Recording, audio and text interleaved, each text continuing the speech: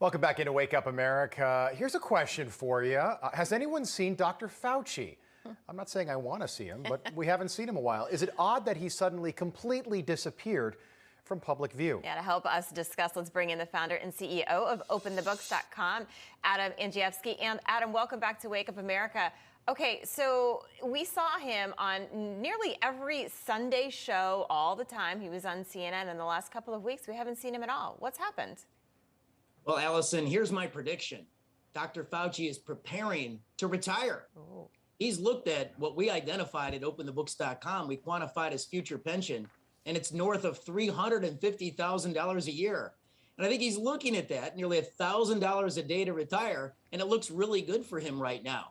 Make no mistake, you can't be America's top doctor if you're having meltdowns on national television in the well of the Senate. That's the last time we prominently saw Dr. Anthony Fauci was when Senator Marshall was quizzing him on his finances, and he called the senator a moron, and he used God's name in vain. Yeah, exactly right.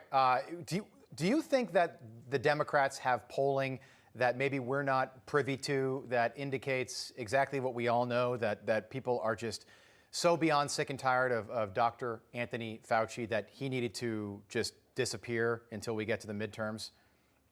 Yeah, I think he shredded his credibility with that hearing. And make no mistake, on his finances, Marshall's questioning of Fauci when Fauci was under oath and had his code red moment, all of that was premised on our auditor's findings and investigations that I published at Forbes regarding Fauci's finances. So we've had a big role to play in this. But here, in the latest public opinion polling from January, 60% of independents wanted him to retire. And that was at the peak of Omicron. I think the numbers are much worse for Fauci right now. Yeah, I wonder if he's getting pressure from the top. Adam, you've been following the trail of finances of Dr. Fauci for some time now. Why is it so important to you? So Dr. Fauci represents the pinnacle of elite administrative state control. And it's a knockdown, drag-out battle between the public, we the people, and those who want to control us even further. And bureaucrats like Fauci have forgotten that they work for us. No bureaucrat is above oversight.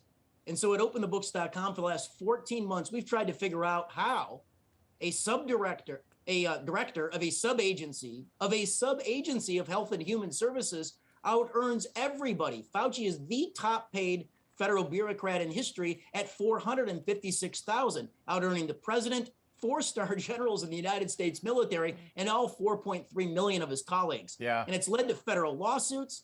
And look, I want to issue the clarion call right here on the program. National Institutes of Health continues to hide 1,200 pages of Fauci's financials subject to our open records request and federal lawsuit.